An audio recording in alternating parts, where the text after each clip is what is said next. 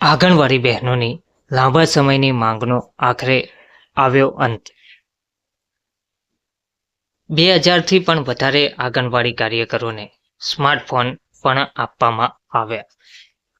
લાંબા સમયથી જે આંગણવાડી બહેનો મોબાઈલ ફોન આપવાને લઈને માંગ કરી રહી હતી તેનો આખરે અંત આવ્યો છે।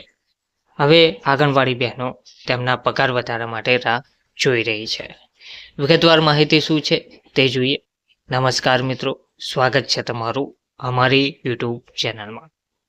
પંચમહાલ જિલ્લામાં 2000 આંગણવાડી કાર્યકરોને સ્માર્ટફોન આપવામાં આવ્યા છે। લાંબા સમયથી જે આંગણવાડી બહેનોને મોબાઈલ ફોનને લઈને ઓનલાઈન કામગીરી બંધ કરવા સુધીની ચીમકી પણ ઉચ્ચારવામાં આવી હતી, તેને લઈને સરકાર દ્વારા તાત્કાલિક નિર્ણય લેવામાં આવ્યો છે। પંચમહાલ જિલ્લામાં આંગણવાડી કાર્યકરોની કામગીરીને ડિજિટલ અને વધુ કાર્યક્ષમ બનાવવા માટે મહત્વપૂર્ણ પગલું ભરવામાં આવ્યું છે। જિલ્લાની આંગણવાડી બહેનો હવે ટેકનોલોજીથી સજ્જ થઈ સ્માર્ટ કામગીરી કરશે। ICDS યોજના હેઠળ જિલ્લાના વિવિધ તાલુકાઓમાં કુલ 2096 સ્માર્ટફોનનું વિતરણ કરવામાં આવ્યું છે।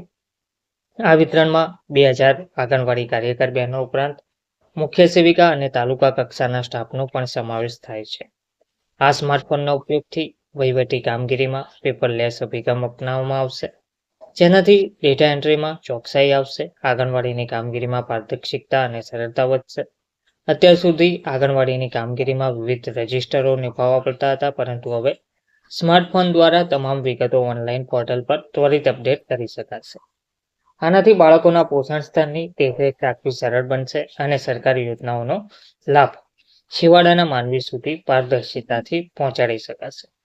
રિપોર્ટિંગની કામગીરી પણ ઝડપી અને ભૂલરહિત બનશે તેવું જોવા મળી રહ્યું છે।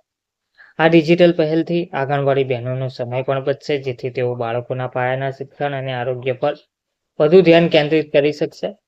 આ ક્રાંતિ ગ્રામીણ સ્તરે વહીવટને વધુ મજબૂત બનાવવામાં મદદ કરશે। ICDS યોજના હેઠળ જિલ્લાના વિવિધ તાલુકાઓમાં કુલ 2096 સ્માર્ટફોનનું વિતરણ કરવામાં આવ્યું છે। આ વિતરણમાં 2000 આંગણવાડી કાર્યકર બહેનો ઉપરાંત મુખ્ય સેવિકા અને તાલુકા કક્ષાના સ્ટાફનો પણ સમાવેશ થાય છે। ઉલ્લેખનીય છે કે લાંબા સમયથી આ માંગ કરવામાં આવી રહી હતી। હવે બહેનો તેમના પગાર વધારાને લઈને માંગ કરી રહ્યા છે। મોબાઈલ ફોનને લઈને ઓનલાઈન કામગીરીનો બહિષ્કાર પણ કરવામાં આવ્યો હતો। આખરે સરકારે મોબાઈલ ફોન આપવામાં આવતા રાહતનો શ્વાસ લેવામાં આવી રહ્યો છે। આંગણવાડી બહેનોને કંઈક અંશે થોડો ફાયદો થયો છે। હવે તેમના માનદ વેતનમાં ક્યારે વધારો કરવામાં આવે છે તે જોવાનું રહ્યું।